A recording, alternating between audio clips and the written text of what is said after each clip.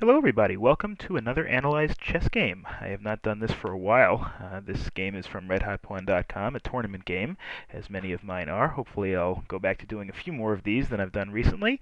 But this is an interesting game, I think, because it is based on a small advantage earned in the middle game, parlayed into a big advantage in the end game. It's a game where I had a small advantage in positioning early, and I was patient, which is something that am not always so good at doing, but I was able to parlay that into a much more active endgame, as you'll see in a little bit. I played e4, which I generally do, e5, knight f3, d6, a little bit less common than knight c6, which is, I think, the more common move in this kind of a scenario, but it's the kind of thing that I see a lot. I used to, play relatively aggressively against this kind of system, play d4 right away or bishop c4, but I've been burnt a couple of times doing that, and so now I play the more tame knight c3 to open the game. He plays knight f6, again pretty standard opening so far. d4. Now I want to try to expand a little bit in the middle. Again, if he's going to play if he if he's going to play d6, then I want to try to make him pay with a little bit of a positional advantage, which I can get with d4. If he's just going to use that move to bring up that pawn one space instead of two. He plays e takes c4, e takes d4. I'm sorry, knight takes d4, bishop d7. He's playing back a little bit. He's playing as black often does, not thrusting immediately into the center and trying to challenge everything. Relax, taking a step back, putting in a more defensive structure, which generally is a pretty good policy for black. I played bishop c4. Very often, I like to put the bishop on c4. I like to hit that pawn. That c7 pawn is very weak.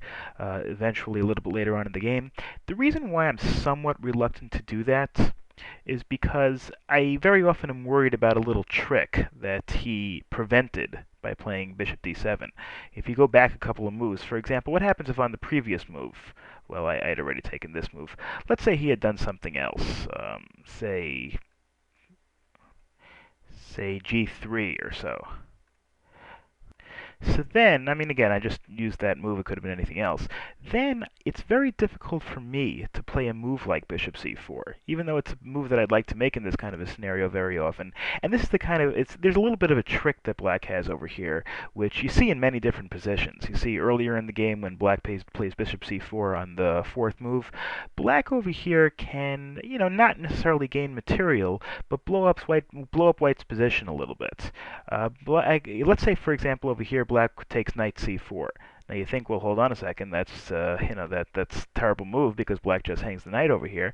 But black doesn't really hang the knight because if white does take the knight takes c4, then black plays d5, pinning or forking the bishop and the knight. And in that case, if white takes and then the queen takes back, well, then the position is even, but white has now traded away a developed bishop for a knight. And if this happens, for example, white is not really at a disadvantage, or I'm sorry, black is not really at a disadvantage, and obviously white wants to play for an advantage early in the game. I mean, that's a kind of a trap that you want to watch for early in the games in many situations when you're white and when you're playing bishop c4. Okay, so back to our position. I just played bishop c4 again. He can't do that now, obviously, because now this bishop is sitting here on d7, blocking the queen from protecting this file.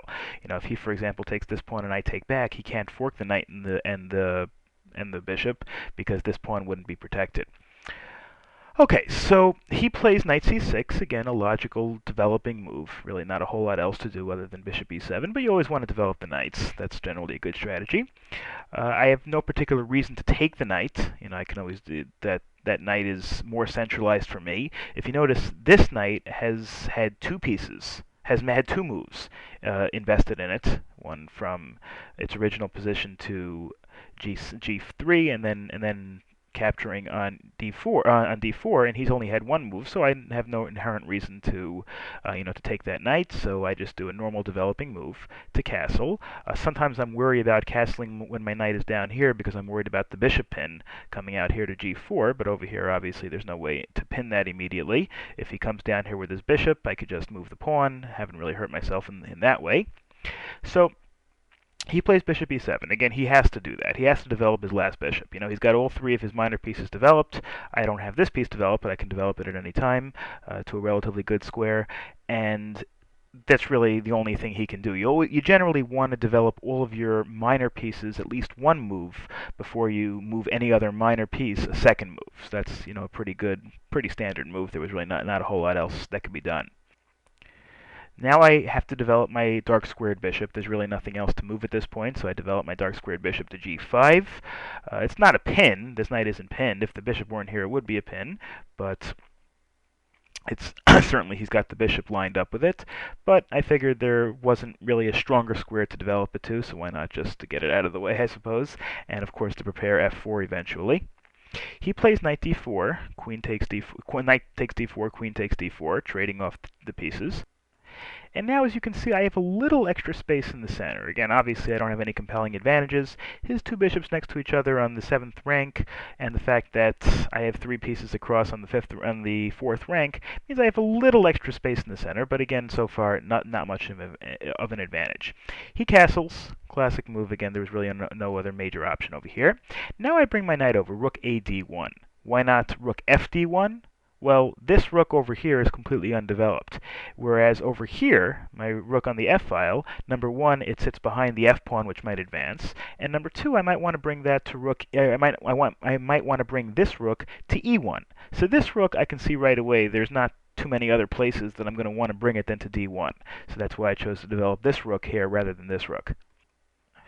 So now he plays h6, a slightly weakening move. Whenever you have your castled king, anytime you move a pawn, you can do it. There's nothing inherently wrong with it, but make sure it's for a good reason. You don't want to move, especially when there are both colored bishops on the board, there are rooks on the board, queens.